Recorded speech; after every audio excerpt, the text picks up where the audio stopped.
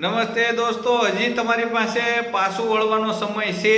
હજી કાંઈ બગડી નથી ગયું, પણ હજી આપણા હાથમાં સમય છે. પછી સમય હાથ તાળી દઈને ચાલ્યો જાય પછી કોઈ એનો રસ્તો નથી. આ તમે જોઈ શકો છો, જેના મોઢા પેક થઈ ગયા છે એ ગુટખા, તમાકુ વગેરે વસ્તુ ખાય, અને જે લોકો માવા ખાય છે એ ગલોફામાં નથી ચડાવતા ને જીભ ઉપર જે રાખે છે એના મોઢા આ રીતે પેક થઈ જાય છે. પછી સર્જરી કરીને એને ખોલવું પડે છે.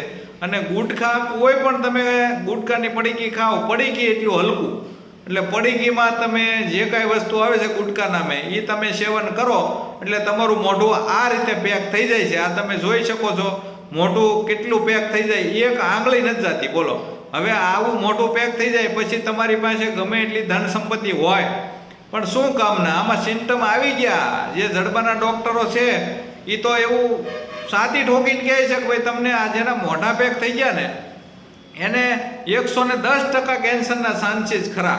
તો પછી આપણે સમજી જવું જોઈએ ને, હજી પાછું વળવાનો આપણી પાસે સમય છે. આપણે મૂળ કોઈની વાત માનતા જ નથી. ગમે એ આપણને કહે તો કે તમને શું ખબર પડે?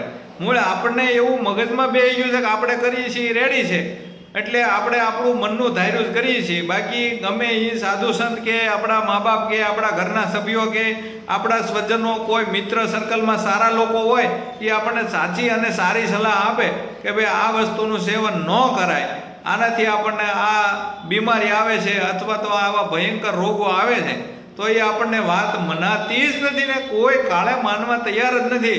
સવારે ઉઠે ત્યાંથી સાંજ સુધી વ્યસન કરનારા વ્યક્તિ જેટલા છે એ માવા, તમાકુ, ગુટખા એની પાછળ ગાડાની જેમ દોડવું દેશ, અને જ્યાં મળે ત્યાંથી ખાઈ લેવાનું. અને આ ઝેર રોડે વેચાતું થયું. રોડે તમે જુઓ, તમે 1 કિલોમીટર હાલો ને ત્યાં કેટલા ઝેરને વેચવાના વાળા મળે તમને. એટલે જ્યાં ક્યાં ઝેર વેચાઈ રહ્યું છે, યુવાધન બરબાદ થઈ રહ્યું છે, વિદ્યાર્થી મિત્રો નાની ઉંમરે વ્યસન કરતા થયા છે. એટલે હજી આપણી પાસે સાવધાન થવાનો સમય છે. હજી છેતી જવાનું છે. આપણા છોકરા જ્યારે આપણને સવાલ કરશે કે તમે વ્યસન કરીને બધું ખલાસ કરી નાખ્યું અને હવે અમારે આ વસ્તુ જોતી છે, જ્યારે નથી ત્યારે આપણી પાસે જવાબ દેવાનો સમય નહીં હોય ને જવાબ દેવા જેવું કાંઈ નહીં હોય. ભોં ખોતરવાનો વારો આવશે. માટે મિત્રો, હજી તમને કહું છું કે આ તમે જોઈ શકો છો, મોઢા પેક થઈ ગયા પછી કેવી માણસની દશા થાય છે.